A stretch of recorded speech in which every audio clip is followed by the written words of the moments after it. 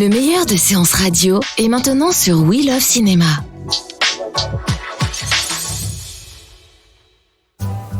Bienvenue dans Flashback, votre émission sur les classiques du cinéma. Dans les événements de cette fin d'année, l'exposition Sergio Leone à la Cinémathèque française que nous évoquerons en compagnie de Gianluca Farinelli, le commissaire de l'exposition. Nous reviendrons sur l'œuvre inépuisable d'Alfred Hitchcock à l'occasion de la grande rétrospective qui lui est consacrée à l'Institut Lumière, ainsi que sur les rétrospectives Elia Kazan et James Caan à la Cinémathèque française et le cycle sur les Frères Lumière à la Fondation Pathé, sans oublier les ressorties du mois de décembre. Les fêtes et les cadeaux approchant, nous vous conseillerons quelques idées de DVD Blu-ray, dont l'édition de 1900 de Bernardo Bertolucci, dont nous parlerons avec le journaliste Alex Masson, et le coffret Claude Berry, édité chez Pathé. Notre invité est le cinéaste Jerzy Skolimowski pour la ressortie du Départ dans les salles depuis le 21 novembre. Et tout de suite, on parle des événements, rétrospectives et ressorties. L'événement de cette fin d'année, c'est l'exposition Sergio Leone à la Cinémathèque française qui se poursuit jusqu'au 27 janvier 2019, dans laquelle on retrouve les costumes d'époque des films de Leone, des extraits de scénarios, des maquettes de décors, des photos de tournage et de nombreux extraits de films. Un voyage dans la filmographie à la fois modeste, 6 longs métrages seulement, et colossal de l'un des plus grands créateurs de formes du XXe siècle, réinventant un langage cinématographique qui a inspiré tant de cinéastes depuis. Tout le monde connaît ses films, chacun peut fredonner les musiques inoubliables de son fidèle complice Ennio Morricone, il fait partie de l'imaginaire collectif. Revoir le duel final du Bon, la Brute et le Truand, le prologue d'Il était une fois dans l'Ouest, ou ce plan déchirant des yeux de Robert De Niro retrouvant les germes de son enfance dans Il était une fois en Amérique, provoque toujours d'intenses et d'inoubliables frissons. Pour en parler, nous avons le plaisir d'avoir, depuis l'Italie, Gianluca Farinelli, directeur de la Cinémathèque de Bologne et commissaire de cette exposition. Gianluca Farinelli, bonjour. Bonjour à vous. Merci beaucoup d'être avec nous dans Flashback. Alors, Sergio Leone, ce qu'on apprend entre autres dans cette exposition, c'est qu'il était quelque part un enfant de la balle, comme on dit. Son père était comédien et cinéaste et sa mère comédienne. En quoi la carrière de ses parents a-t-elle influencé la carrière du futur cinéaste Sergio Leone ? Un des points pour moi très importants de l'exposition, c'était justement de parler de l'enfance de Sergio Leone et du fait que, comme Tullio Kesic, grand critique italienne, a toujours dit, dans les passeports, Sergio Leone devait mettre à la place de la nationalité le mot cinéma. Parce que, comme vous avez très bien dit, son père était acteur et cinéaste. Il avait dû même changer son nom parce que ses parents ne voulaient pas qu'il devienne acteur. Et donc, il avait un nom d'acteur, Roberto Roberti. Et sa femme aussi était actrice. Et ils avaient même tourné en 1913 un film western qui s'appelle Vampire indienne, et dans lequel sa mère jouait et son père était le directeur. Sergio Leone a toujours pensé de faire le metteur en scène, grâce à son père qui a eu des problèmes à partir surtout de la fin des années 20, du début des années 30. Le fascisme lui avait empêché de continuer à travailler. Et donc, c'est possible que dans la tête de Sergio Leone, il y a aussi un peu le désespoir de son père de ne pas pouvoir travailler. Et ça correspond exactement à la naissance de Sergio et Sergio raconte que son père l'a amené à Cinecittà, ses amis étaient des metteurs en scène, étaient des acteurs.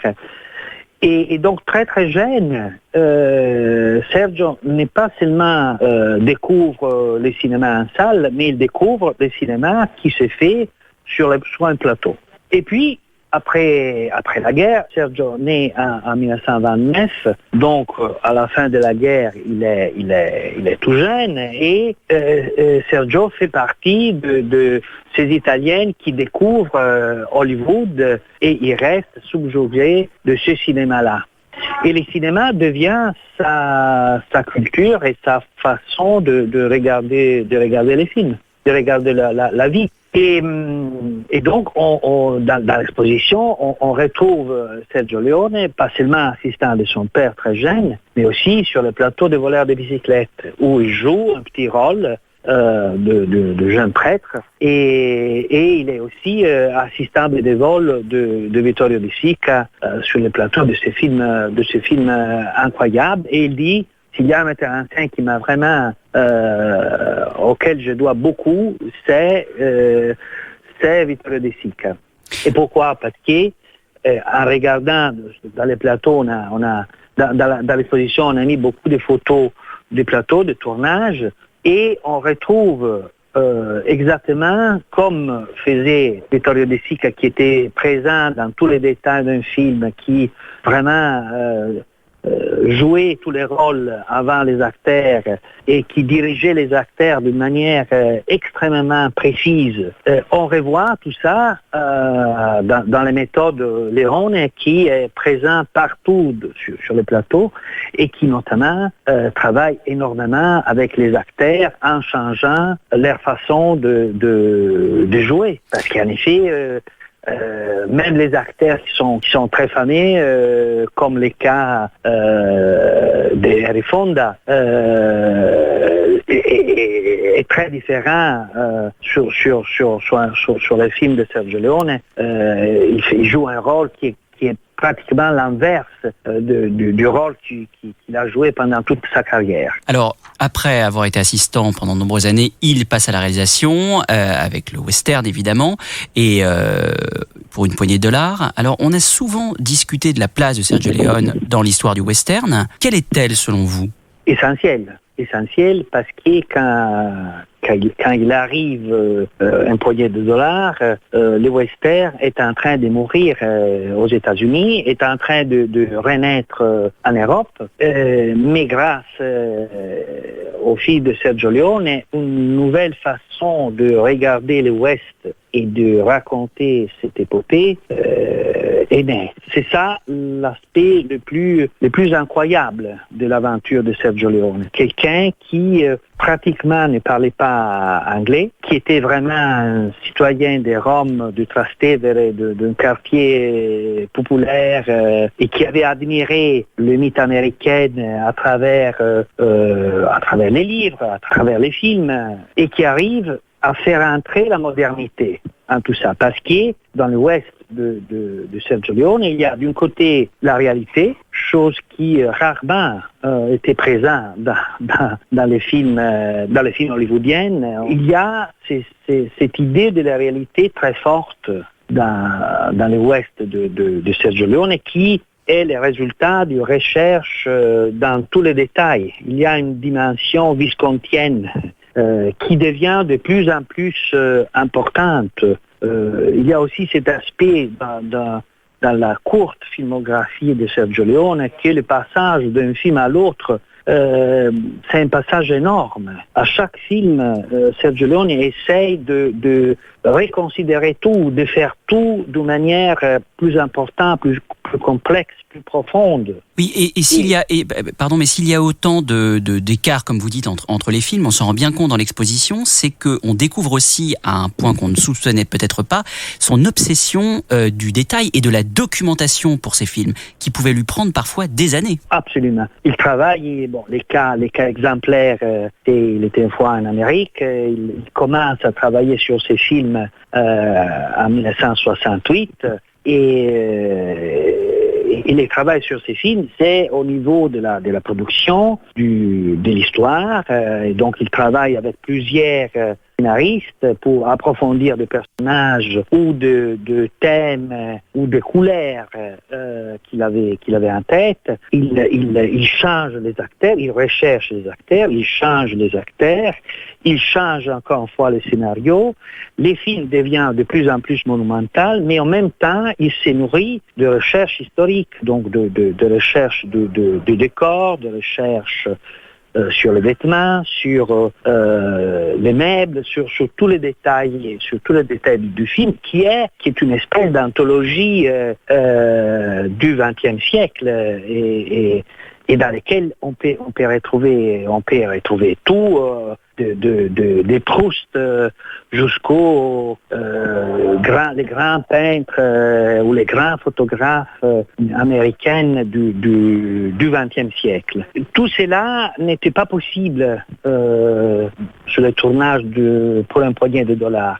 Mais quand même, même sur un poignet de dollars, qui est un film qui est fait sans argent, parce que c'est fait avec l'argent épargné par une production de série B qui avait épargné un peu de films, un peu de sous sur un autre film qui avait été déjà tourné en Espagne. Donc vraiment un film misérable au point de vue économique, au point de vue de budget. Quand même, c'est un film qui est tellement plein de génie sur tous les détails et qui fait sa propre force, propre à partir de la pauvreté. Donc, les décors sont trépés, mais ils sont construits d'une manière qui est pas seulement ingénieuse, mais qui est totalement, qui permet de développer au mieux l'histoire, avec un choix d'acteurs, de visages, de figures vraiment exceptionnelles, et avec l'invention du nouveau cinéma qui est fait avec les images et les sons. Et là, je vois un rapport très fort avec son père. Moi, je pense que le cinéma, le film de Sergio Leone sont la plénitude du cinéma sonore, mais il y a quelque chose qui vient aussi du muet, qui est l'importance des images, les valeurs des images. Chaque photogramme, chaque scène a une force visuelle, graphique, presque extraordinaire. Et tout est pensé, les choix des acteurs, les choix de costumes, de vêtements, des situations, de décor, tout est pensé pour une extrême simplicité visuelle qui donne une force exceptionnelle aux images, comme c'était dans le muet. Parce que cette force figurative du muet, du cinéma muet, qui était la seule force du cinéma, la grande force du cinéma muet, revient dans ces cinémas qui on peut dire c'est un des premiers grands postmodernes, mais qui sait utiliser au mieux l'histoire du cinéma. Alors, dans l'exposition, vous consacrez une pièce entière à Il était une fois en Amérique. Selon vous, est-ce son film le plus important et, comme certains le disent, et je suis le premier à le penser, l'un des plus beaux films du monde? Oui, je pense aussi. Je pense que c'est pas un film, c'est toute une vie, c'est un siècle, c'est un film d'une incroyable générosité, c'est un film dans lequel l'impossible arrive. C'est un film qui a changé la vie des gens qui ont participé. Moi, j'ai eu le privilège de pouvoir restaurer la version longue du film qui a été présentée à Cannes il y a quelques années. Et j'étais assise derrière Robert De Niro et James Woods. Et à la fin de la projection, ils n'avaient pas même la force de se lever. Et puis finalement, ils se sont levés, ils pleuraient tous les deux. Et ils ont dit clairement, c'est une partie fondamentale de notre vie. Ces films qui paraissaient ne jamais terminés et qui allaient tellement en profondeur en traversant la vie de tous et en touchant les grands thèmes pas seulement du cinéma, les grands thèmes de la vie. Est-ce que vous pensez que Sergio Leone a connu de son vivant la reconnaissance qu'il méritait? Parce que c'est tout l'intérêt aussi de cette exposition, c'est qu'on découvre ses influences picturales, ses influences littéraires, Shakespeare, Tolstoï ou Dostoïevski, entre autres. Donc c'était un homme très érudit aussi, et ce n'est pas forcément l'image qu'en avait tout le monde à l'époque, parce qu'il faisait aussi un cinéma franc, on va dire, direct, que certains, à tort, à mon avis, ont qualifié de simpliste. Mais en tous les cas, est-ce que, évidemment, Sergio Leone est incontournable aujourd'hui? Est-ce que c'était le cas de son vivant? Et est-ce que aussi vous pensez, comme le dit Giuseppe Tornatore dans votre exposition, il pensait grand? Absolument. Il pensait grand et ça, je pense, c'est une des éléments fondatifs du cinéma. Le cinéma est grand. Puis on peut le faire très petit et ça peut être génial aussi. Mais quand même, une des âmes essentielles du cinéma, c'est la grandeur. Et au fond, c'est autour de la grandeur qui peut continuer à exister, le cinéma encore aujourd'hui, vu que chacun peut avoir son cinéma chez lui ou même dans sa main. Mais la grandeur d'une salle de cinéma, d'un écran, d'un spectacle vu avec beaucoup de personnes qu'on ne connaît pas dans les noirs, ça c'est le cinéma que nous avons connu et c'est le cinéma qui était dans la tête de Sergio Leone et bien évidemment dans la tête de ses parents. Et la carrière de Sergio Leone est très bizarre, c'est-à-dire une italienne qui réinvente le mythe américain et qui enseigne aux grands metteurs en scène américains de comment réécrire l'histoire de leur propre pays, qui a un succès énorme, qui est, on peut dire, c'est le cinéaste au monde plus imité. On retrouve continuellement dans le cinéma d'aujourd'hui, sud-américaine, européenne, extrême-orientale, on retrouve des idées de Sergio Leone, des inventions de Sergio Leone, il avait tout copié, mais il avait su tout réinventer et il est extrêmement copié encore aujourd'hui.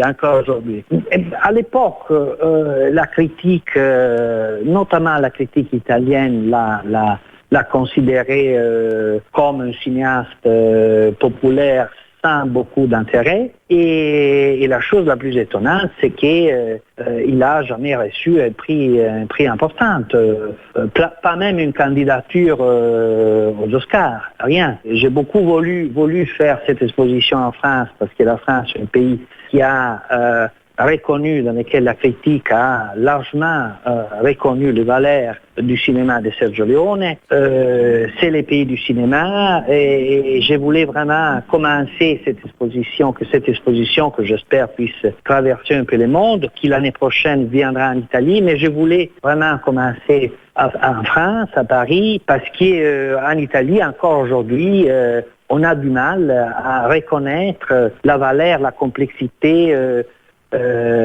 du cinéma de Sergio Leone. Eh bien, l'occasion est donc parfaite pour aller découvrir cette exposition et voir à quel point Sergio Leone était un immense cinéaste. Merci beaucoup Gianluca Farinelli d'avoir été avec nous. Je rappelle donc que l'exposition sur Sergio Leone se poursuit à la Cinémathèque française jusqu'au 27 janvier 2019. Merci beaucoup. Merci. J'ajoute que plusieurs ouvrages sur Sergio Leone sont publiés actuellement, ainsi qu'un livre d'entretien avec Ennio Morricone, intitulé Ennio Morricone, Ma musique, ma vie, édité chez Séguier. Des entretiens que le compositeur a partagés avec Alessandro De Rosa, un compositeur lui-même. Le livre devrait donc ravir les mélomanes et les amateurs de musique, car Morricone décortique en détail ses compositions, la place de tel instrument, de telle sonorité. C'est un livre donc formidable pour tous les amateurs de musique. Morricone évoque évidemment son travail avec les nombreux cinéastes avec lesquels il a travaillé, français, italiens, américains, et en particulier, bien sûr, on vient d'en parler, Sergio Leone, son grand ami, pour lequel il a composé tous ses films. Ennio Morricone dit à un moment donné dans le livre que Sergio Leone adaptait sa mise en scène à sa musique, enregistrée avant le tournage. C'est un cas quasiment unique dans l'histoire du cinéma, notamment pour la scène de l'arrivée de Claudia Cardinal à la gare dans Il était une fois dans l'Ouest,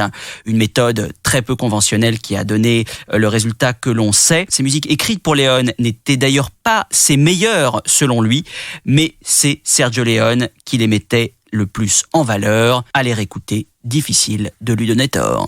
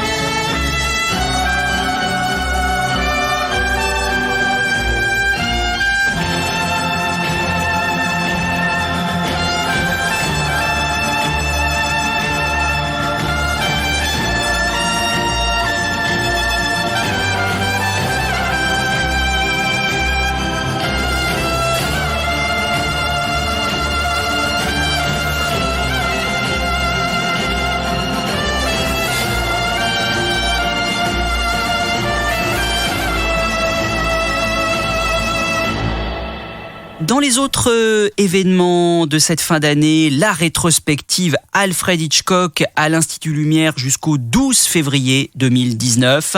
Plus de 40 longs métrages, presque toute la filmographie en fait du cinéaste est proposée avec des films menés en ciné-concert, des rencontres, des invités qui viendront, Jean Douché, Serge Toubiana, Dominique Paillet notamment, viendront parler d'Alfred Hitchcock. On a tout dit évidemment sur Alfred Hitchcock depuis tant d'années, mais on va quand même un petit peu s'intéresser à quelques points de son œuvre qui nous semblent incontournables.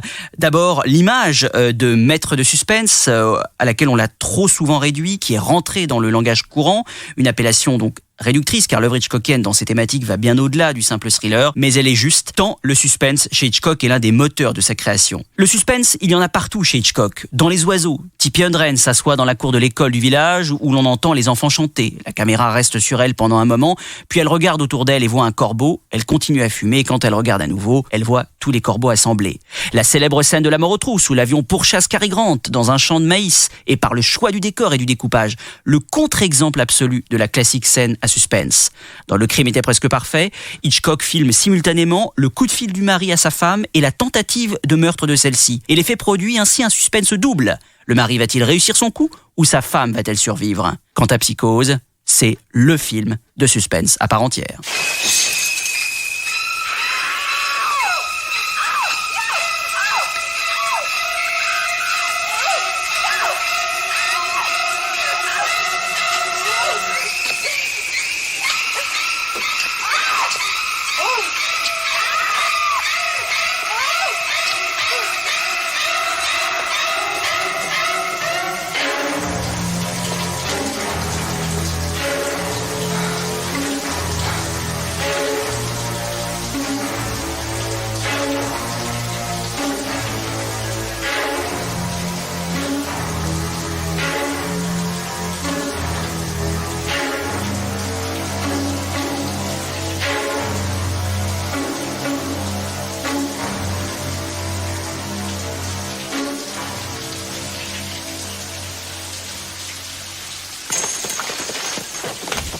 Le cinéma d'Hitchcock est avant tout visuel. Alors qu'Hitchcock avait la particularité saugrenue de ne jamais regarder dans le ton de la caméra. Les idées visuelles qui jalonnent toute sa filmographie fascinent encore. Le long travelling des enchaînés qui nous amène à la clé tant convoitée. Le meurtre qui se reflète dans le verre des lunettes de la victime dans l'inconnu Nord Express. L'inquiétant verre de lait de soupçon éclairé par un projecteur dissimulé à l'intérieur. La première apparition menaçante de Grace Kelly dans Fenêtre sur cour et le meurtre de la jeune femme dans Frenzy, filmé hors champ, alors qu'à quelques mètres, la rue grouille de gens ignorant l'horreur qui est en train de se jouer. Pour parvenir à une telle virtuosité, Hitchcock usait du véritable tour de force technique. Pour la corde, il décida de tourner le film en plan séquence de 10 minutes chacun, la durée d'une bobine de 300 mètres, en utilisant des raccords invisibles afin de masquer les coupes, un personnage qui passe devant l'objectif. L'ensemble forme un long plan d'1h45. En vogue au début des années 50, il utilise le relief anaglyphe dans Le crime était presque parfait. Pour exprimer visuellement le vertige de James Stewart dans Vertigo, Sueur froide, il inventa un système nommé le transtrave qui consiste à opérer simultanément un zoom avant et un travelling arrière. Un procédé qui sera repris plus tard par Spielberg dans Les Dents de la Mer et dans de nombreux autres films.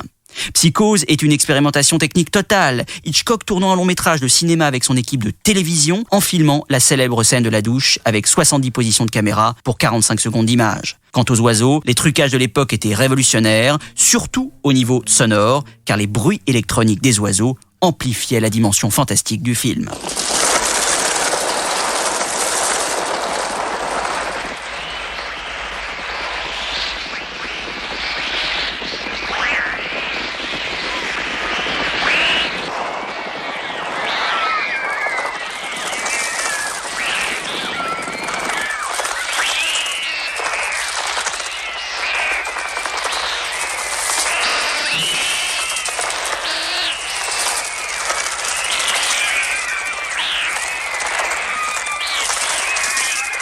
On reconnaît les grands cinéastes à leur obsession du détail. Chez Hitchcock, elle est omniprésente. En grand manipulateur, il savait parfaitement intégrer tel ou tel élément pour faire rebondir l'action et rendre une situation plus ambiguë. Il appelait cela « remplir la tapisserie ». Dans La loi du silence, lorsque Montgomery Clift quitte la salle du tribunal, on voit au milieu de la foule une grosse femme assez répugnante manger une pomme dont le regard exprime la curiosité malveillante du public. Dans Vertigo, le médaillon de Madeleine sur le cou de Judy fait comprendre à James Stewart que Madeleine et Judy sont la même personne. Dans L'ombre d'un doute, la fumée noire qui échappe de la cheminée de la locomotive à l'arrivée de l'oncle Charlie, joué par Joseph Cotten, annonce la venue d'un personnage malfaisant. Et la somme de détails pour raconter un personnage. Au début de Fenêtre sur cour, la caméra glisse sur le visage de James Stewart en sueur, puis sur une table où l'on voit l'appareil photo brisé sur une pile de magazines, et sur le mur, des photos de voitures qui se retournent. En un seul plan, on apprend qui est le personnage, quel est son métier et ce qui lui est arrivé. How's your leg? Hurts a little. And your stomach? Empty as a football. And your love life? Not too active. Anything else bothering you? Who are you? Sans conteste, Hitchcock était le réalisateur star du XXe siècle, un des très rares à être connu du grand public, non seulement à travers ses films et ses apparitions fameuses, mais aussi à travers son image publicitaire. Dès 1954, il lance la série Alfred Hitchcock présente, où sa silhouette apparaît à chaque début d'émission et dans lequel il raconte l'histoire de l'épisode à venir dans des mises en scène farfelues. Sa notoriété et son pouvoir étaient tels qu'il pouvait exiger du spectateur qu'il arrive à l'heure de la projection de Psychose, sous peine de se voir refuser l'accès à la salle. Good afternoon. Here we have a quiet little motel, tucked away off the main highway, and as you see, perfectly harmless looking, when in fact, it has now become known as the scene of the crime. This motel also has, as an adjunct, an old house, which is, if I may say so, a little more sinister looking, less innocent than the motel itself. And in this house, the most dire, horrible events took place. Le réalisateur star, maître du suspense et cinéaste virtuose, était aussi un personnage complexe, qui aimait projeter ses fantasmes à travers ses films, qui recèlent une grande part d'érotisme plus ou moins visible. Dans Les Enchaînés, le cinéaste, déjouant habilement la censure, fait durer le baiser entre Cary Grant et Ingrid Bergman pendant de longues minutes alors qu'ils sont en mouvement. De film en film, certaines images vont devenir purement sexuelles. Le dernier plan de La mort aux trousses où le train s'enfonce dans le tunnel insinue l'acte sexuel des deux amants. Mais la dimension érotique la plus bouleversante est sans conteste dans Vertigo. Hitchcock le résume merveilleusement.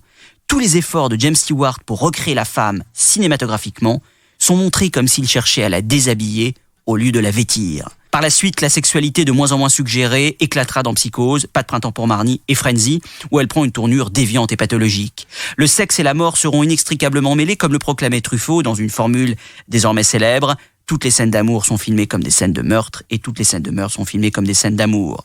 Les actrices, objets des fantasmes et frustrations hitchcockiens, ont connu tour à tour différents profils. Les jeunes demoiselles qui vont découvrir la perte de l'innocence, Tirzah Wright dans L'ombre d'un doute, les meneuses au tempérament affirmé, Tallulah Bankhead dans Lifeboat, Ingrid Bergman et Grace Kelly, les deux images de la femme hitchcockienne tantôt séductrice, tantôt fragile, et la femme objet, Tippi Hedren dans Les oiseaux et Pas de printemps pour Marnie. Pour l'anecdote, Hitchcock avait pensé à Vera Miles pour jouer Madeleine dans Vertigo. Enceinte, l'actrice dut La mort dans l'âme décliner. Hitchcock choisit à contre-cœur Kim Novak. L'histoire du film et du tournage se confondent alors étrangement. Un metteur en scène oblige une actrice de remplacement à imiter l'actrice initialement choisie.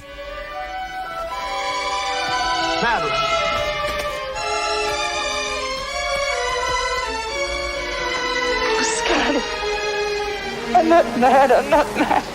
I don't want to die. There's someone within me and she says I must die. Oh, Scotty, don't let me go. I'm here. I've got you. I'm so afraid.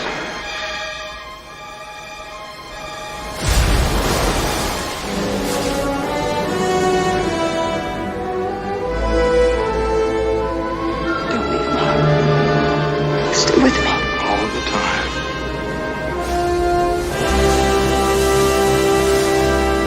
La Fondation Pathé propose pendant les fêtes de Noël de se plonger dans la magie des films des frères Lumière du 22 décembre au 8 janvier 2019 en collaboration avec l'Institut Lumière de Lyon. Un programme fascinant donc que propose la Fondation à ses spectateurs. Alors évidemment c'est un véritable témoignage de la fin du 19e siècle, à partir de 1895, l'invention du cinématographe, il y a déjà 124 ans maintenant. Les frères Lumière donc vont tourner de très nombreux films à partir donc de la fin du 19e siècle. Pendant des années, ils vont capter des images à travers toute la France, dépassant même les frontières pour traverser le monde. Impensable auparavant, les Français sont ainsi les témoins du couronnement du tsar Nicolas II de Russie. Des opérateurs sont même formés pour manipuler l'appareil de prise de vue. Et puis des reporters vont se faire connaître, notamment Gabriel Vert, qui entraîne les premiers mouvements de caméra pour créer des images complètement dépaysantes, des images assez fascinantes qui étaient déjà à l'œuvre dans la très belle exposition sur les frères Lumière il y a quelques temps. Donc c'est une très belle programmation. On pourra y découvrir la France de Lyon à Paris, la famille, les enfants, les animaux, un monde nouveau, la France qui voyage, des séances spéciales aussi qui tiendront à l'ouverture du cycle samedi 22 décembre. Une très belle programmation donc à découvrir à la Fondation Jérôme Sédou Pathé jusqu'au 8 janvier. À la Cinémathèque française, la rétrospective Elia Kazan qui se poursuit jusqu'au 2 janvier. D'origine grecque, Elia Kazan émigre aux États-Unis avec sa famille quand il était enfant. Il fut d'abord un metteur en scène de théâtre durant les années 40 et 50, adaptant les pièces de Tennessee Williams et Henry Miller avant d'entamer sa carrière de cinéaste avec le Lys de Brooklyn en 1945. Le Mur invisible qu'il réalise en 1947 avec Gregory Peck est l'un des premiers longs métrages à aborder frontalement l'antisémitisme. Le cinéma de Kazan portera alors une couleur sociale et politique revendiquée, que ce soit en filmant la mainmise de la mafia sur les dockers new-yorkais dans Sur les quais ou la dérive des médias dans Un homme dans la foule. Kazan, fondateur de l'Actors Studio, fut un très grand révélateur d'acteurs. Le premier d'entre eux, c'est bien sûr Marlon Brando, qui trouvera certains de ses plus grands rôles chez Kazan, de Sur les quais à Viva Zapata en passant par Un tramway nommé Désir, ainsi que James Dean, immortalisé à jamais dans À l'Est d'Éden. Kazan, c'est aussi bien sûr le cinéaste controversé qui dénonça certains de ses camarades communistes lors de la terrible chasse aux sorcières du sénateur McCarthy, une image à jamais ternie pour une partie du monde du cinéma qui n'acceptera pas de se lever pour lui rendre hommage lors de la remise de son Oscar d'honneur des mains de Martin Scorsese et Robert De Niro. Après les fastes années 50 et 60, Elia Kazan quittera progressivement le chemin des plateaux jusqu'à son dernier film, Le Dernier Nabab en 1976, œuvre mélancolique inspirée de la vie du célèbre producteur Evin Thalberg, qui ressort également dans les salles le 12 décembre. Take 5. Action! Which one, Monroe? Take 6. But there's not a $2 million gross in the country right now. Don't forget, we're in the middle of a depression. I know that. How do you think I look on the screen? You're going to be beautiful. Let's do it again. Isn't she a terrible bitch? You can't handle it. I mean, we both came from nowhere, from nothing, right? Right. This is America. Look at this office. Look at you. I'm dangerous. Watch your step. I heard you were writing a script. Here it is. I suppose the girls are all after you to put them on the screen. They've given up. I don't think that I have more brains than a writer. I just think that his brains belong to me. Sure you do.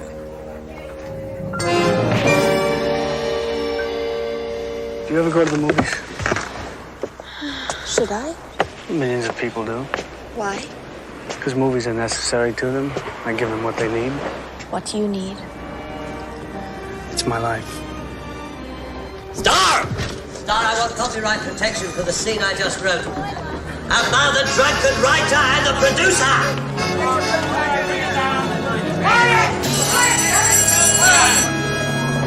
Et toujours à la Cinémathèque, citons également la rétrospective consacrée à l'acteur James Caan en sa présence du 5 au 17 décembre. On pourra notamment redécouvrir les films phares de la carrière du comédien, évidemment Le Parrain de Coppola, mais aussi Rollerball de Norman Jewison, Le Solitaire de Michael Mann, Misery, bien sûr, de Rob Reiner ou encore The Yards de James Gray. Une très belle programmation donc à découvrir en sa présence. Du côté des ressorties, débutons avec Les Chasses du Comte Zaroff, co-réalisé par Irving Pichel et Ernest Schoedsack, réalisé en 1932, qui ressort le 5 décembre en version restaurée. Film interprété par Leslie Banks, Joel McCrea et Fairway.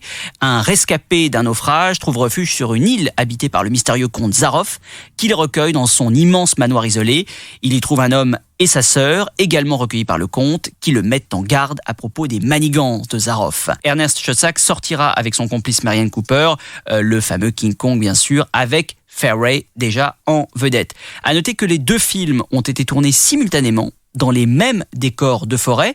Les Chasses du comte Zaroff est un film qui a eu un peu de mal à se monter au départ, avec le soutien du producteur David O. Selznick. Schoedsack et Pichel proposent ce petit film d'aventure à l'air chaos qui finit par accepter sans grand enthousiasme.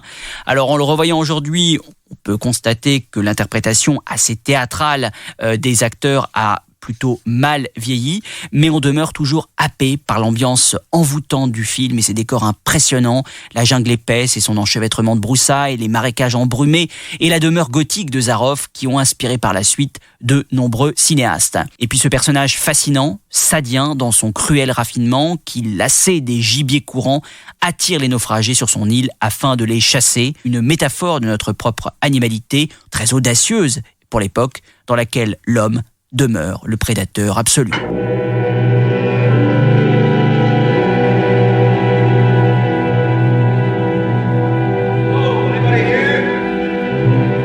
Welcome to my poor fortress. I am Count Zaroff. Here on my island, I hunt the most dangerous game.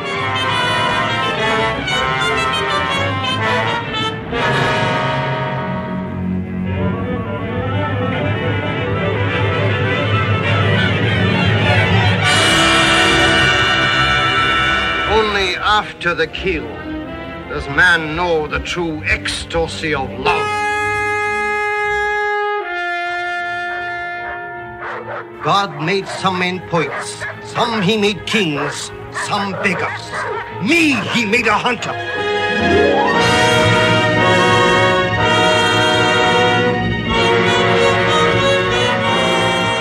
Oh, what are they going to do? I'm going to be hunted. Oh no, Miss Trowbridge. Outdoor chess. C'est arrivé demain de René Clair, réalisé en 1944, sort le 12 décembre en version restaurée avec Dick Powell, Linda Darnell et Jackie Hockey. Dick Powell interprète un journaliste new-yorkais qui reçoit chaque jour de façon inexplicable le journal du lendemain. Il profite de la situation et coiffe sur le poteau des scoops de tous ses confrères, jusqu'au jour où il découvre son nom dans la rubrique nécrologique. René Clair avait quitté la France en juin 1940 et s'était exilé à Hollywood où il réalisa en tout 4 longs métrages, dont ce film, C'est arrivé demain. Les droits de l'histoire étaient détenus à l'origine par Frank Capra et venaient d'être repris par Arnold Pressburger qui confia alors l'écriture du scénario à René Clair et Dudley Nichols. Ce n'est pas d'ailleurs surprenant que Capra ait à un moment donné voulu réaliser ce film, tant il ressemble à certaines de ses œuvres dans le ton, dans le style aussi. Une production plutôt modeste pour l'époque, mais C'est arrivé demain, sans être un chef-d'œuvre du genre, demeure un savoureux divertissement porté par l'abattage de ses comédiens et le charme gracieux de Linda Darnell. Et on termine dans les airs, c'est le cas de le dire, avec Y a-t-il un pilote dans l'avion, co-réalisé par Jim Abraham, David et Jerry Zucker, réalisé en 1980, qui ressort le 26 décembre avec Robert Hayes, Julie Haggerty et Leslie Nielsen. Un des films les plus joyeusement débiles de l'histoire du cinéma, une parodie hilarante rentrée au panthéon du genre, un sommet de nonsense avec ses gags en tout genre et ses situations cinéphiles improbables. On ne se lasse pas de ce voyage catastrophe en totale roue libre où toutes les énormités sont permises, qui a influencé de nombreux comiques après, on pense notamment aux nuls qui l'ont souvent revendiqué. Et le film est aussi la révélation tardive de l'un des acteurs sérieux les plus drôles d'Hollywood, Leslie Nielsen, qui triomphera quelques années plus tard dans le costume de l'inspecteur Frank Drebin de la série des Naked Gun, des Y a-t-il un flic. Encore merci et bonne chance. Roger, d'un verre. Nous avons un invité. Bonjour. Bonjour. Le commandant à vous, Monsieur Murdoch, Monsieur Basta, Monsieur Joy Hammond. Bonjour, Joy. Approche-toi, tu verras mieux. Nous avons un petit cadeau pour nos jeunes invités. Est-ce que tu aimes? Oh oui alors, il est chouette. Dis donc, Joey, tu avais déjà vu un cockpit? Non, monsieur, c'est la première fois que je prends l'avion. Et tu as déjà vu un monsieur tout nu? Vous ne voulez pas que je contrôle la météo? Non, Victor s'en occupe. Joey, tu as déjà été dans une salle de gymnastique? Bon, il vaudrait mieux qu'on s'en aille. Non, il n'a qu'à rester un peu si ça l'amuse. Ah oui. C'est d'accord si tu restes bien sage. Vol 209 à tour de contrôle d'Anvers. Montons à 42 000 pieds pour vol de croisière. Reprenons contact à la verticale de Lincoln. Terminé. Attends un peu, je te connais, toi. Tu es Karim Abdul-Jabbar. Tu fais partie de l'équipe de basket des Tigres de Los Angeles. Je suis désolé, mon petit bonhomme, mais tu dois confondre. Je m'appelle Roger Murdoch et je suis copilote. Non, tu es Karim, je t'ai vu jouer souvent. Mon père a une carte d'abonnement. Je crois que tu devrais retourner t'asseoir, Joey. Hein, Clarence? Mais non, il ne dérange personne, ce petit. Voyons, laissez tranquille. Très bien, mais n'oublie pas que je m'appelle Roger Murdoch et que je suis pilote. T'as la classe d'un grand joueur, mais mon père dit que tu travailles pas assez ta défense. Et il dit aussi que t'as plutôt tendance à t'endormir sur le terrain. Et qu'en dehors des mi-temps, on sent que tu fais pas beaucoup d'efforts. On dit ça. Écoute, Joey, ça fait des années qu'on me débite ce genre de conneries. Seulement la nuit, moi je suis là à me creuser les méninges. Dis à ton vieux de faire piloter ses idoles pendant 24 heures et on en reparlera. Joey, tu aimes les films sur les gladiateurs? Jerzy Skolimowski fait partie de cette nouvelle vague polonaise qui a débuté au début des années 60, étudiant à la fameuse école de cinéma de Łódź. Remarqué en Europe grâce à ses premiers longs métrages tournés en Pologne, Skolimowski se voit proposer la réalisation du Départ en Belgique avec Jean-Pierre Léaud en tête d'affiche. Un film énergique et trépidant qui voit un Léaud presque cartoonesque tenter par tous les moyens d'obtenir une voiture pour un rallye qu'il veut disputer à tout prix.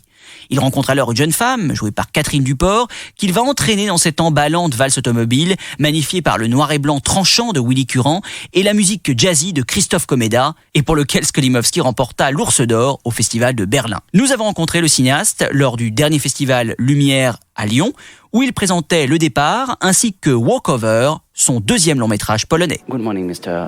Skolimowski. Thank you very much for... Bonjour Monsieur Skolimowski, merci beaucoup d'être notre invité dans notre émission Flashback. Pour commencer, comment avez-vous tourné le film Walkover et pourquoi avez-vous joué le personnage principal? Well, first of all, I was surprised that the film is still quite watchable. You know, it was made more than 50 years. Tout d'abord, je suis surpris que le film soit encore regardable.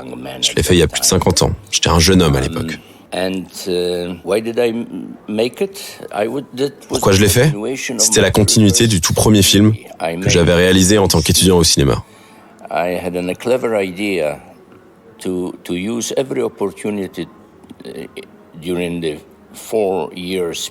Je voulais profiter de chaque opportunité pendant mes 4 ans d'études à l'école de cinéma de Łódź. Et j'essayais de tourner une petite partie à chaque fois du même film. In order to do it, I had to decide that I will play the main part because there was no actor who would keep the appearance. C'est pour ça que j'avais décidé de jouer le rôle principal, parce qu'aucun autre acteur n'aurait gardé la même apparence pendant 4 ans et n'aurait été disponible à chaque fois que j'avais l'occasion de tourner. I have a chance to shoot. So that was the reason I had to play. C'est pour ça que j'ai joué dedans. Et le Walkover était simplement la continuité de ce film, mais avec du matériel et une équipe professionnelle. Equipment and the crew, because the very first one, which was called Signe particulier néant, in Polish rysopis. It was a half amateur. Mon tout premier film, intitulé Signe particulier, Néant, était un film amateur, bien évidemment. Je le tournais avec 2 personnes, un caméraman et un ingénieur du son. C'est tout.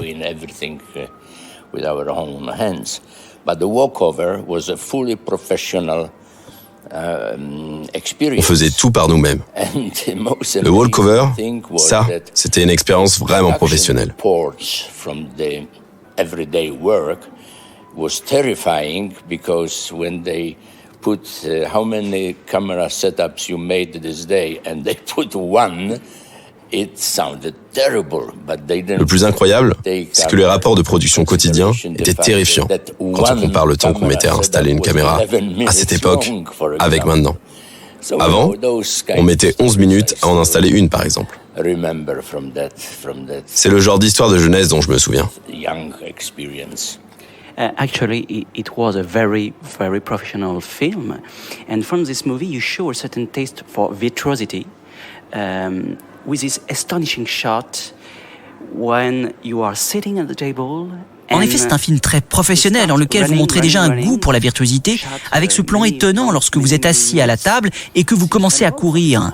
Il dure plusieurs minutes, mais c'est incroyable pour cette époque, la prouesse de cette prise.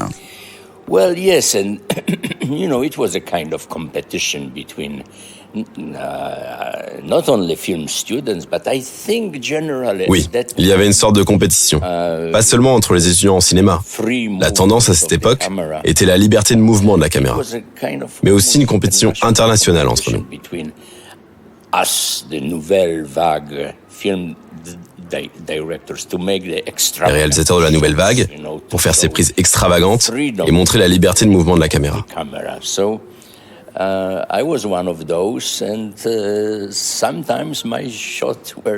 J'en faisais partie. Et c'est vrai que parfois, les plans étaient vraiment formidables, je dois dire. Très impressionnant, en effet. Et après ça, comment en êtes-vous à réaliser le départ en Belgique ? That was pure coincidence, I was. C'était une pure coïncidence, vous savez. Next after Walkover, I made the C'était mon troisième film. Juste après Walkover, j'avais réalisé La Barrière. Bergamo Film Festival. I don't know if this festival still. Le film a été présenté au Festival du film de Bergame. Je ne sais pas s'il existe encore ou si c'était éphémère. Mais il y avait une récompense financière à la clé. Et on avait tous envie de la voir. A festival with the money prize. So we were all very anxious to get that money prize. It wasn't a big money, I don't know, something like. Ce n'était pas beaucoup d'argent. C'est peut-être $5,000. Plenty of very well-known people competing for that. Mais il y avait plein de réalisateurs connus en compétition, dont votre Claude Lelouch, par exemple. And I won this festival with The Barrier. And therefore there was a little interest, some interest. J'ai gagné ce festival avec La Barrière. Et le monde du cinéma a commencé à s'intéresser à moi, à ce que j'allais faire ensuite. And there were some Dutch people who approached me that I should make a movie. Les Néerlandais m'ont contacté pour que je tourne un film à Amsterdam. Since we couldn't communicate, I didn't speak any language at that time. They, of course, didn't speak. Mais on ne pouvait pas communiquer. Je ne parlais pas d'autre langue à l'époque, et évidemment, ils ne parlaient pas polonais. A Belgian lady who spoke Polish. So she was. Par miracle, ils ont trouvé une vieille dame, une Belge, qui parlait polonais, et qui est devenue notre traductrice. And you know how Dutch people are. They were kind of very tight on the money issues. Mais les discussions duraient des heures et des heures. Et vous savez comment sont les Néerlandais. Ils sont très pointilleux sur les questions d'argent. D'un coup, à ma grande surprise, cette femme m'a dit « Bon, on arrête de parler avec eux maintenant. Ils sont néerlandais, ils ne vous donneront jamais d'argent. Je vais vous financer votre film. » Comment ça ? Et elle m'a répondu « La seule condition, c'est que ça doit parler de voiture. »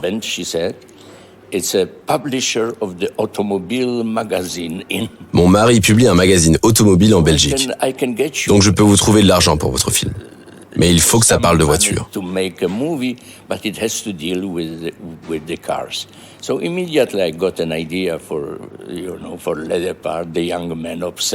j'ai tout de suite eu l'idée de ce jeune homme obsédé par les Porsche. Et c'est comme ça que ça s'est passé. And this young man is Jean-Pierre Léaud. Why did you choose him for this role? Ce jeune homme est joué par Jean-Pierre Léaud. Pourquoi l'avoir choisi pour ce rôle? Vous avez dit que vous ne contrôliez pas son jeu à l'époque et qu'il incarnait la transition vers l'âge adulte, qui est le thème de votre film. Comment était-il, Jean-Pierre Léaud? You know, at that time, I didn't see many Western films because. Vous savez, à l'époque, je n'avais pas vu beaucoup de films occidentaux. Still in a full bloom in 1965, 66, 67. Parce qu'en 1965, 66 et 67, le régime communiste battait son plein et on n'avait pas accès à ces films-là.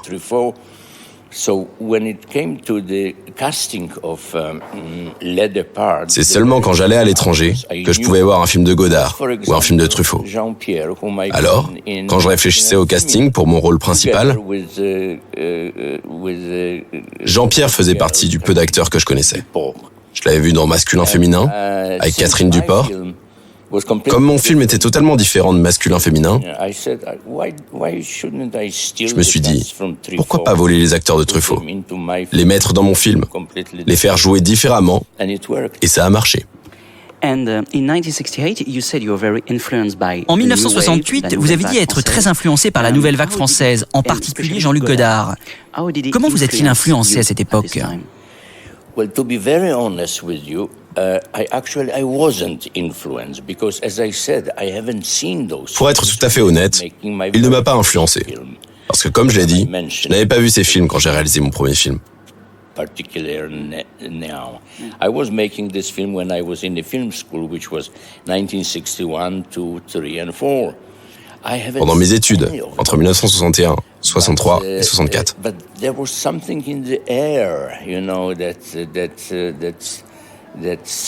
Je ne les avais pas vus, mais il y avait du changement dans l'air. Le cinéma changeait et on savait que les gens en France utilisaient des caméras portatives. And having such a minimalistic possibilities of making films in a film school. Comme on avait des possibilités très minimalistes, limitées pour tourner des films, à l'école en particulier, c'était naturel pour nous d'utiliser des caméras portatives pour faire des films maison. So, and then when we met for the first time, all of us, Quand on s'est rencontrés pour la première fois au Festival du film de Pesaro, j'ai rencontré Milos Forman, qui présentait son premier film, L'As de pique. Bertolucci, Bellocchio, I met Volker Schlendorf, Alexander Kluge, all those guys who were... J'ai rencontré Bernardo Bertolucci, Bellocchio, Volker Schlendorf, Alexander Kluge, tous ces réalisateurs qui faisaient des films très similaires au même moment. C'est ce qu'on appelle la nouvelle vague. Discovery, but also the discovery of the generation of the young filmmakers who were trying desperately to make films which... Il n'y avait pas que des innovations françaises. Il y avait toute une génération de jeunes réalisateurs qui essayaient désespérément de faire des films avec les moyens du bord, sans matériel, sans grue, sans gros budget. Nous avions très peu d'argent et des moyens très minimalistes pour réaliser des films. Est-ce que vous avez choisi Willy Curran comme directeur de la photographie pour une raison particulière ? And Willy Curran was also one of the very few cameramen which I have seen. Willy Curran était un des rares directeurs de la photographie que j'avais vu travailler. Et l'avantage pour moi, c'est qu'il parlait un peu russe. I didn't speak, as I said, I didn't speak any language than Polish and some Russian. Comme je l'ai dit, je ne parlais que polonais et un peu russe, parce qu'on était obligé de l'apprendre à l'école. Donc je parlais russe avec Willy Curran sur un plateau belge. Et il parlait bien russe ? No. He knew the basic words, but at least, there was... Non, il ne connaissait que les mots de base, mais au moins, on pouvait communiquer. And the style is very different from the walkover, with a lot of camera shots on the shoulder. The style is very, very different. One film and another, and... Le style est très différent de Walkover, avec beaucoup de plans caméra à l'épaule. D'un film à l'autre, ça change totalement. C'est ce que vous vouliez pour ce film ? Des prises brusques ? Well, again, it was a matter of equipment. Encore une fois, c'est une histoire de matériel. Le départ était vraiment un petit budget. And her automobile magazine publisher husband, I don't think they put more than $50,000 to make this film. La dame belge et son mari qui publiaient le magazine automobile n'ont pas dû me donner plus de $50,000 pour faire ce film. Donc nous ne pouvions pas nous permettre d'avoir du matériel très performant. Ce n'était pas possible de faire des plans à la grue ou de longs travelling. Et la musique du film est vraiment remarquable. Comment avez-vous pu travailler avec Christophe Komeda, votre compositeur préféré? With Christopher Komeda, we were old friends. I was following their. Christophe Komeda et moi sommes de vieux amis. J'ai suivi très tôt sa carrière. J'étais obsédé par le jazz, et Christophe jouait le jazz que je préférais. Donc j'étais très heureux de pouvoir travailler avec lui. C'est un honneur.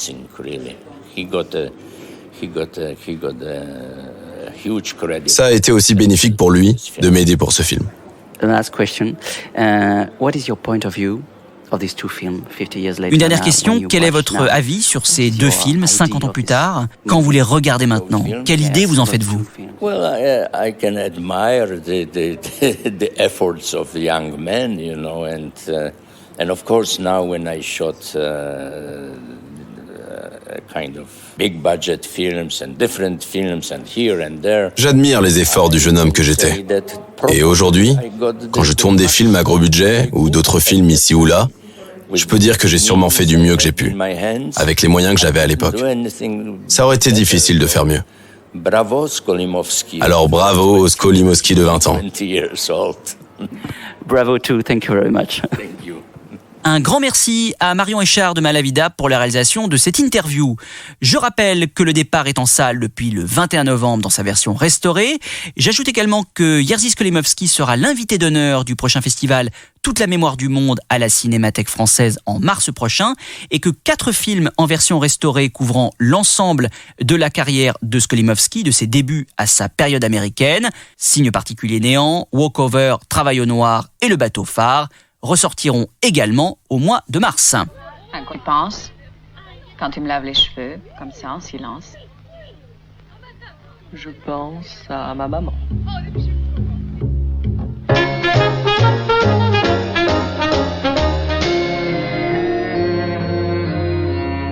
Oui, je sais. Mais qu'est-ce que ça veut dire une caution? C'est une garantie. Bon. Alors voici de l'argent, plus ces cheveux qui en valent beaucoup. Excusez-moi, de quoi s'agit-il? Mais ces cheveux valent 10 000 francs! Je ne le conteste pas. Oui, bon, alors voilà, je veux louer une Porsche. Alors voici de l'argent, plus ces cheveux qui en valent beaucoup. Il vaut mieux téléphoner à quelqu'un qui a une Porsche. Tu as remarqué ma technique du contre-braquage?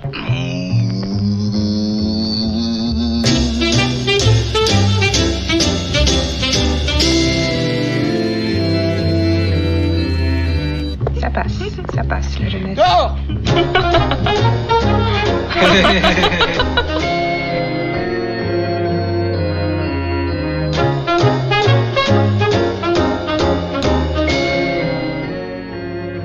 Oui, ils étaient au lit, je suppose qu'il y en avait même qui étaient nus. Oh. Imbécile! Vous disiez? Non, rien du tout, madame. Et tout de suite, on parle de l'histoire mouvementée de la Dame de Shanghai d'Orson Welles.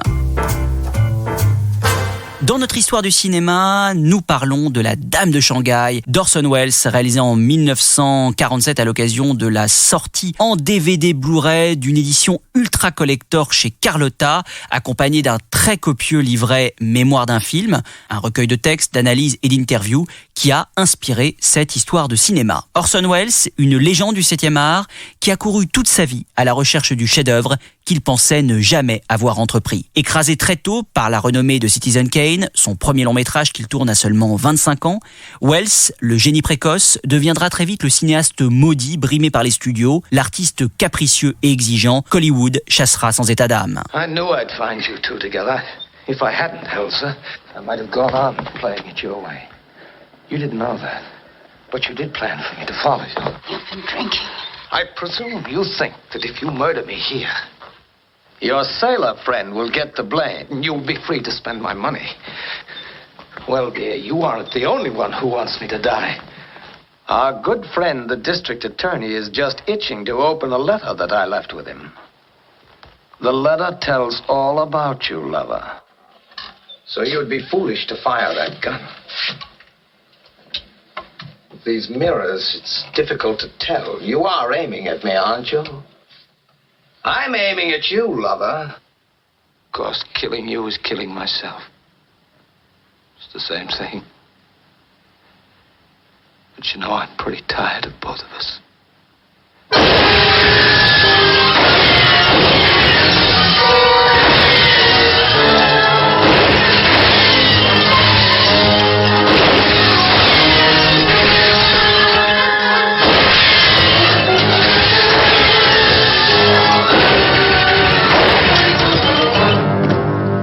Sa carrière sera toujours placée sous le signe de l'inachevé et de l'inaccompli, comme si le cinéaste ne pouvait se résoudre à terminer une œuvre, jusqu'à l'exhumation posthume de son film ultime, The Other Side of the Wind, aujourd'hui enfin visible, plus de 30 ans après sa création. Et pourtant, la filmographie du maître scelle bien des pépites, et La Dame de Shanghai, qu'il tourne en 1947, en est une assurément. Un film qui naît d'une légende, celle alimentée par le journaliste Erskine Johnson, qui a prétendu qu'Orson Welles avait téléphoné à Harry Cohn, le redoutable magnat de la Columbia, pour lui demander les quelques dizaines de milliers de dollars dont il avait besoin pour continuer la production du Tour du monde en 80 jours, ambitieuse comédie musicale qu'il mettait en scène à Broadway, en passe de devenir un fiasco financier. Le mogul accepta de lui donner l'argent, à condition que Welles réalise un film pour lui. Le réalisateur lui aurait alors proposé l'adaptation d'un roman qu'il n'avait même pas lu, If I Die Before I Wake de Sherwood King, dont il avait opportunément aperçu la couverture au moment de son échange avec Cohn. William Castle, producteur exécutif de La Dame de Shanghai, livre lui une toute autre version. C'est lui qui aurait rédigé un traitement du roman et l'aurait remis à Welles, qui l'aurait proposé à Cohn sans l'avertir. Welles s'attaque à l'adaptation du roman et change de titre. Il appelle d'abord son scénario Black Irish, en référence au personnage de Michael O'Hara qu'il interprète, un marin irlandais qui sauve d'une agression une jeune femme, Elsa Bannister, avec laquelle il embarque sur le yacht de son mari pour une croisière vers San Francisco. Puis le cinéaste suggère Take This Woman et The Girl from Shanghai, avant que le choix définitif soit porté sur The Lady of Shanghai. Welles subit la censure du code ACE qui lui demande de réécrire la fin initialement prévue dans laquelle Elsa Bannister, meurtrière, finissait par échapper à la justice en se suicidant. À la place, les deux époux Bannister s'entretuent, ce qui paraît moralement plus acceptable. La recherche de l'actrice pour incarner Elsa Bannister, la femme fatale et manipulatrice, commence. Harry Cohn impose rapidement à Welles Rita Hayworth, la seule véritable star de la Columbia. Or, il se trouve qu'Orson Welles et Rita Hayworth sont mariés à la ville depuis 1943 et que leur relation s'est depuis fortement détériorée. De plus, les deux comédiens sont censés jouer deux amants emportés dans une spirale de mensonges et de crimes. Rita Hayworth sort tout juste du triomphe de Gilda, qui a fait d'elle une icône glamour. Mais Welles veut donner une toute autre image de l'actrice, loin de la femme à la chevelure rousse et gantée de noir. Il décide de la transformer en blonde platine aux cheveux courts, ce qui a pour effet de mettre en fureur Harry Cohn. Le reste de la distribution, Welles le puise dans sa troupe du Mercury Theatre, déjà présent dans Citizen Kane et La Splendeur des Amberson. Ainsi, Everett Sloane interprète le mari de Rita Hayworth, le brillant avocat pénaliste Arthur Bannister.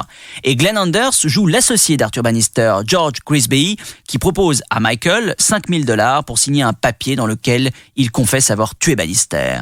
Orson Welles ne veut pas s'enfermer dans les studios et privilégie les décors en extérieur, un choix qui s'éloigne des standards de production de l'époque. Ainsi, il tournera l'une des séquences les plus marquantes, à la tonalité quasi documentaire, dans le Mandarin Theater du Chinatown de San Francisco. Le tournage débute en octobre 1946. L'équipe, composée d'une 50aine d'acteurs et de techniciens, s'installe pendant plusieurs semaines au Mexique et à Acapulco, et tourne plusieurs séquences sur le yacht d'Errol Flynn, nommé le Zaka, rebaptisé dans le film le Circé. Welles ne cesse de réécrire le scénario, ajoutant à l'intrigue des éléments plus personnels, comme le ton très satirique de la scène du procès où le juge joue aux échecs à l'heure du verdict, et cette réplique lancée par son personnage à la compagnie de Bannister, dans lequel il les compare à une bande de requins prête à s'entre-dévorer, attirés par l'odeur du sang. You know, once, off the hump of Brazil, I saw the ocean so darkened with blood it was black, and the sun fainting away over the lip of the sky. We'd put in at Fortaleza, and a few of us had lines out for a bit of idle fishing. It was me had the first strike. A shark it was. Then there was another, and another shark again. 'Tis all about the sea was made of sharks, and more sharks still, and no water at all. My shark had torn himself from the hook, and the scent, or maybe the stain, it wasn't him bleeding his life away, drove the rest of them mad. Then the beasts took to eating each other. In their frenzy, They ate at themselves. You could feel the lust to murder like a wind sting in your eyes, and you could smell the death reeking up out of the sea. I never saw anything worse until this little picnic tonight. And you know, there wasn't one of them sharks in the whole crazy pack that survived. I believe in you now. Wells se plaint vite de la lourdeur du tournage et du retard technique, mais il est surtout victime de nombreux incidents. Un assistant caméra fait un arrêt cardiaque et meurt sur le yacht d'Errol Flynn alors qu'il préparait une prise de vue. Wells se fait empoisonner par une méduse puis se blesse, provoquant l'arrêt du tournage. Puis c'est Rita Hayworth qui tombe malade, atteinte d'une vilaine grippe. Mais surtout, l'actrice ne supporte plus son époux de cinéaste et en vient même à quitter momentanément le tournage. Au bord du divorce, le couple pouvait espérer que la Dame de Shanghai soit leur bouée de sauvetage, mais les tensions accumulées auront finalement raison de leur union. Avec son chef opérateur, Charles Laughton Jr., Wells s'attache à d'importants défis techniques et s'essaye à d'intenses expérimentations visuelles. Il porte une attention toute particulière à la fin du film, qui se déroule dans un parc d'attractions que le cinéaste a repeint durant des nuits entières. À l'intérieur, Michael, qui a échappé aux policiers lors de son procès, voit le couple Bannister s'entretuer dans un palais de glace. 270 mètres carrés de surface réfléchissante, constitués de 104 grands miroirs mesurant plus de 2 mètres de hauteur, dont 24 étaient déformants, ont été nécessaires à la réalisation de cette séquence, d'une inventivité et d'une virtuosité sidérante.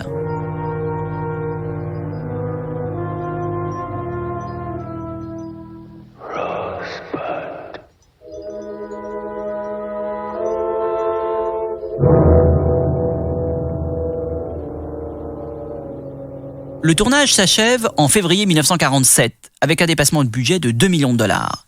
Quelques semaines plus tard, Wells termine un premier montage d'une durée de 2h30. Mais Harry Cohn, mécontent, ordonne de retourner plusieurs scènes et demande d'ajouter des gros plans de Rita Hayworth. Dépité, Wells doit changer de chef opérateur, convoquant tour à tour Randolph Mattei puis Joseph Walker, et doit filmer les nombreux gros plans en studio de sa comédienne vedette. Les coupes imposées par Cohn rendent le montage du film de plus en plus chaotique. On demande même à Wells d'écrire une voix off supplémentaire prononcée par Michael O'Hara sur toute la durée du métrage. La post-production échappe de plus en plus au cinéaste, qui ne supervise ni l'enregistrement de la musique composée par Heinz Rommeld, ni la bande sonore dans laquelle le cinéaste souhaitait inclure des musiques latino-américaines savamment choisies. Le montage final, ramené à 1h30, ne trouvera pas grâce aux yeux de Wells, qui n'aura de cesse que de le critiquer. Harry Cohn veut que la promotion du film soit presque exclusivement centrée autour de Rita Hayworth et de son image glamour, véhiculée par Gilda. Dans une affiche publicitaire parue au moment de la sortie du film, on peut même y lire « Vous oublierez qu'il n'y a jamais eu une femme comme Gilda quand vous ferez la connaissance de la Dame de Shanghai ». Orson Welles n'apprécie pas cette publicité ni les critiques à son endroit, qui lui reprochent sa mégalomanie et sa volonté de tout contrôler, mais aussi son interprétation de Michael O'Hara, que certains jugent guère convaincante et pas adaptée au personnage. On se moque même de son faux accent irlandais. Certaines critiques sont cependant plus positives, bluffées notamment par la scène du parc d'attractions, rebaptisée le Palais de la Folie, devenue depuis l'une des séquences les plus imitées de l'histoire du cinéma. Mais elles n'empêcheront pas le film d'être un échec commercial. Amer et résigné, le cinéaste reniera le film, remonté contre son gré et saboté par le studio, et s'en ira tourner 2 adaptations de Shakespeare consécutives, Macbeth et Othello, avant de retenter quelques années plus tard sa chance au sein des studios avec La Soif du Mal, qui connaîtra le même sort. Bien qu'amputée de sa vision originale, La Dame de Shanghai demeure l'une des œuvres les plus envoûtantes et déroutantes d'Orson Welles, dans laquelle le cinéaste se joue des codes du film noir et où il parvient, le temps d'une sublime séquence dans un aquarium, à transfigurer une histoire d'amour banale en romance inquiétante et morbide d'une ténébreuse beauté. I don't want you to worry about us, Rosalind. Oh, Michael, I'm making worried arrangements. about you. The things you said yesterday about money. You didn't sound like you. You're not going to try anything foolish, are you? I'm afraid so. Something very foolish indeed. I, Michael O'Hara, in order to live in peace with my God, do freely make the following confession. Read the last part. That explains the whole of it. We arrived at the boat landing at approximately 10:20. Mr. Grisby said he heard a sound, something suspicious. He said he was frightened of a hold-up and asked me to get the gun out of the side pocket of the car just in case. I reached in and got the gun, but I had hardly taken hold of it when the gun went off by accident in my hand. Then I saw that Mr. Grisby was all covered with blood. It took me a minute to realize that Mr. Grisby was dead, to realize that I, Michael O'Hara, had killed him. But I don't understand, Michael. What were you doing with George in Sausalito? It says Mr. Grisby wants to spend the night on a yacht and asked me to drive him there. And that's when I killed him. You see, with a rough tide there isn't the bay, they wouldn't recover the body if there was one. You don't understand, darling. He isn't dead yet. Grisby's alive. He won't be murdered till tonight. Is that foolish enough for you? My husband wrote that thing and got you to sign it for him. It's one of those famous Bannister tricks. No, it's Grisby's idea. It seems Mr. Grisby wants to disappear, and this is a scheme of his to get himself declared dead. There's more to it than that, Michael. I don't know what, but there's more. It's a trap of some kind. You meet George tonight, just as he arranged.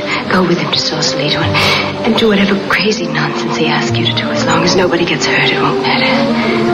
Don't let him out of your sight. Maybe George isn't as big a fool as he seems to be, but I'll swear my husband's behind this whole thing. Oh, Michael, why did you let yourself get dragged into it? Sure, because I'm a fool. A deliberate, intentional fool. That's the worst kind.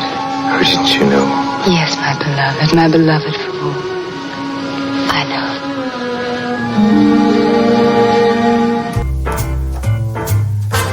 Dans l'actualité des DVD Blu-ray, nous débutons avec 1900 de Bernardo Bertolucci qui vient de nous quitter il y a quelques jours.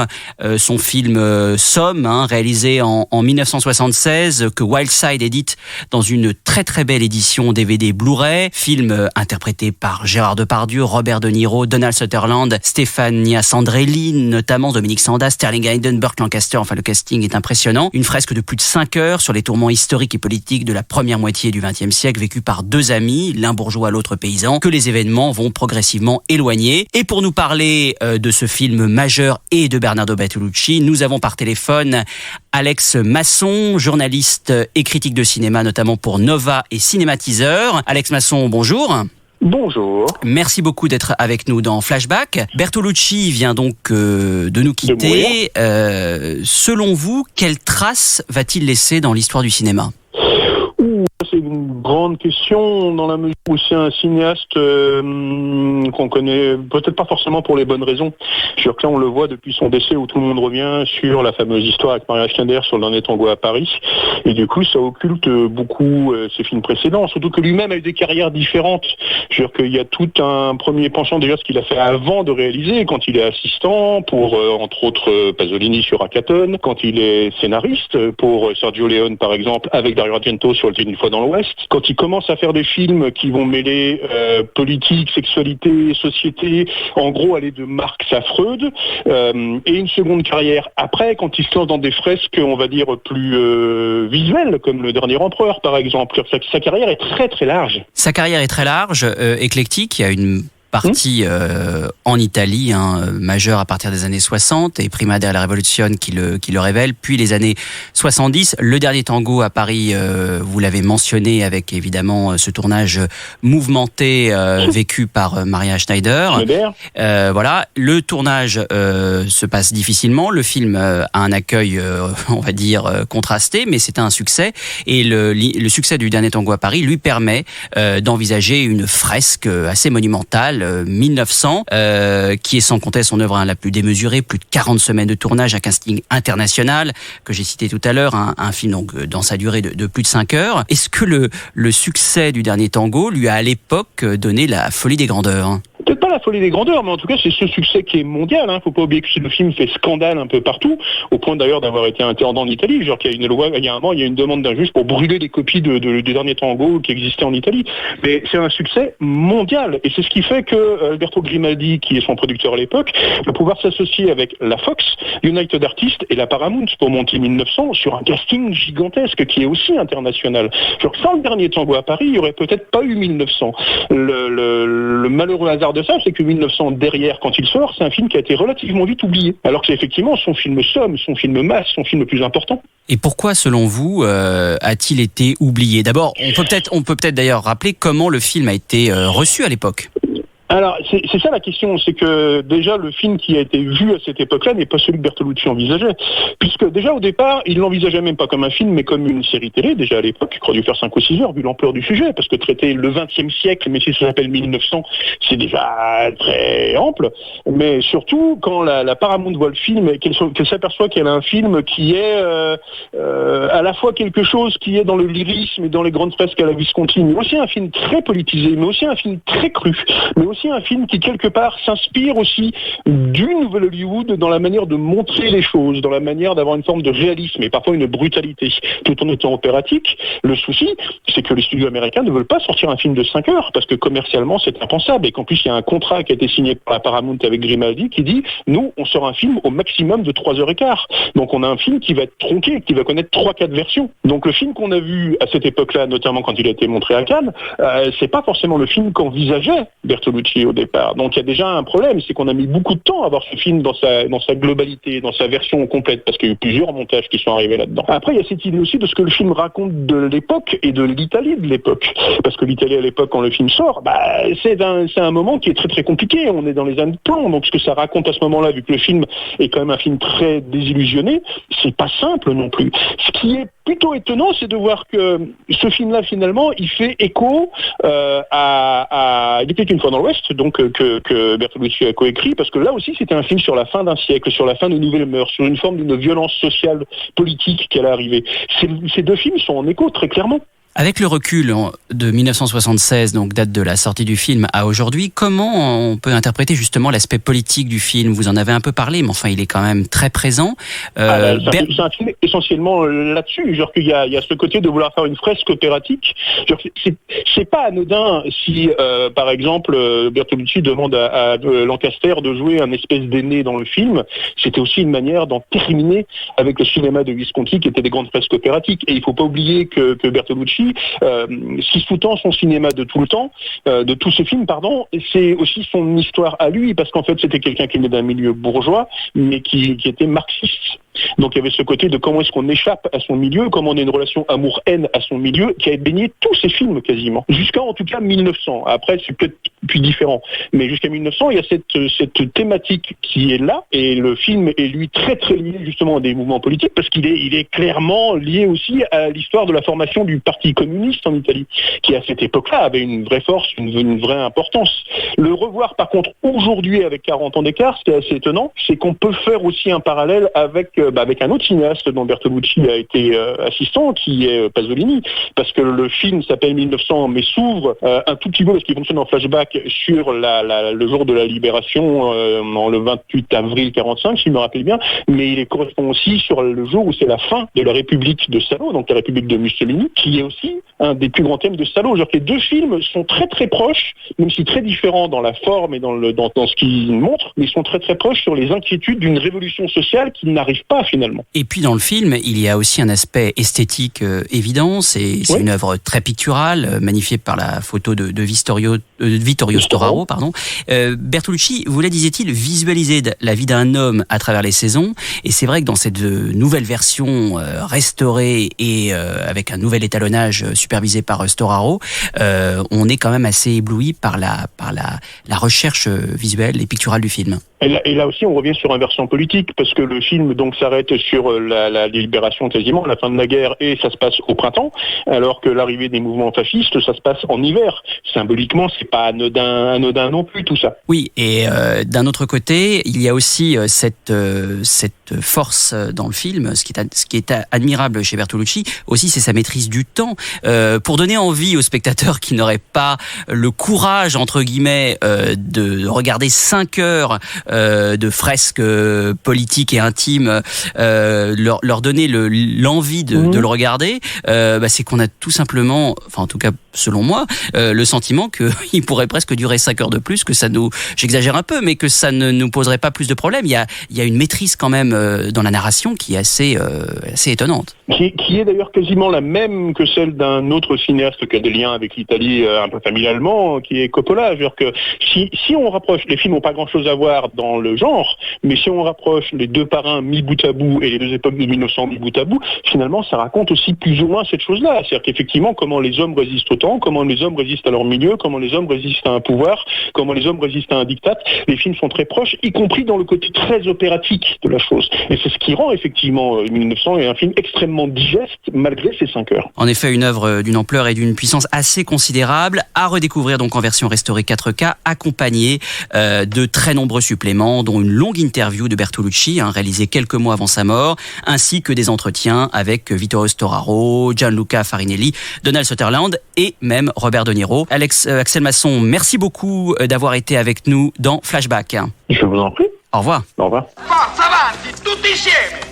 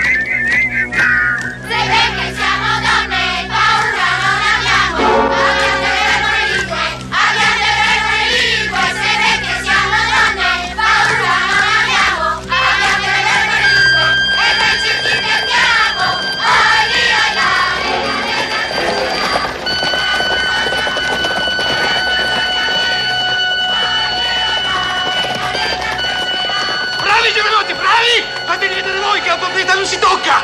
La proprietà è inviolabile!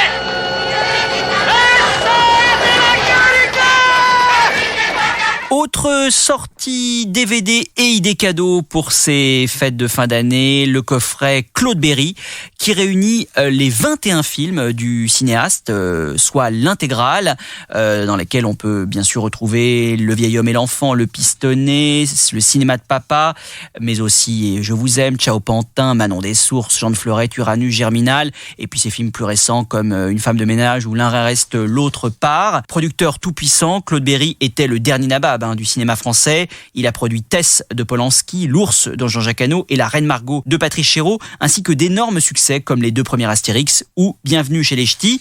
Mais il se considérait avant tout comme un réalisateur, d'où cette très belle édition et ce très beau coffret chez Pathé. Berry, en effet cinéaste, démarre assez jeune, à 29 ans. Il se lance dans la mise en scène et crée Rennes Productions pour financer son premier court-métrage, Le Poulet, en 1962, qui remportera un Oscar à Hollywood. Et puis 5 ans plus tard, c'est son premier long-métrage, Le vieil homme et l'enfant, avec Michel Simon, dans lequel il raconte l'émouvante relation entre un vieux grincheux antisémite et pétiniste, joué par Simon, et un petit garçon juif. Le succès est total, à la fois public et critique. Dans les années 70, Claude Berry continuera dans une veine très autobiographique, avec Le pistonné, Le cinéma de papa ou Le mal du siècle. Et puis au début des années 80, après évidemment Je vous aime, et surtout Ciao Pantin, dans lequel il révèle la face sombre de Coluche, il va devenir une sorte d'empereur du cinéma patrimonial français et des œuvres patrimoniales françaises, avec bien sûr le diptyque Jean de Fleurette, Manon des sources en 1986, adapté de Marcel Pagnol, puis ensuite Uranus en 1990, qui réunit un casting éblouissant, adapté de Marcel Aimé, Germinal en 1993, adapté bien sûr de Zola, et Lucie Aubrac en 97 sur la Résistance. Et puis en fin de carrière, ce seront à nouveau des films plus intimes, comme la Débandade, Une femme de ménage, ou encore L'un reste, l'autre part. Donc une œuvre riche, vraiment à redécouvrir dans ce très beau coffret édité chez Pathé, coffret d'ailleurs qui qui regorge de bonus, avec notamment un entretien avec Alain Cohen pour Le vieil homme et l'enfant, un documentaire inédit réalisé pour l'occasion par notre camarade Jérôme Ouibon, mais aussi sur Ciao Pantin des entretiens avec l'équipe du film, le making-of de Gerbinal ou de celui d'une femme de ménage. Bref, une édition donc très très complète de ce très beau coffret Claude Berry, édité chez Pathé.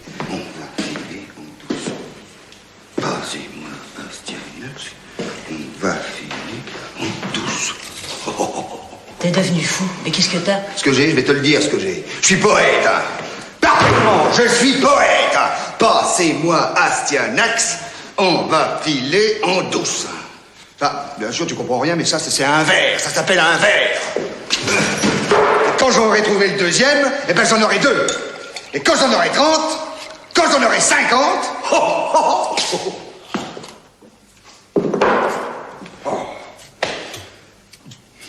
Dire qu'il a fallu qu'on se mette dans la limonade en 33, que la guerre éclate en 39, que la ville soit bombardée en 44 pour que moi, je devienne poète. Merci beaucoup de nous avoir suivis. Vous pouvez réécouter l'émission en podcast sur SoundCloud, iTunes et toutes les applications podcast. Nous vous donnons rendez-vous le lundi 7 janvier pour une nouvelle émission. D'ici là, passez de très bonnes fêtes de fin d'année. À très bientôt sur Séance Radio. Retrouvez l'ensemble des contenus Séance Radio proposés par We Love Cinéma sur tous vos agrégateurs de podcasts.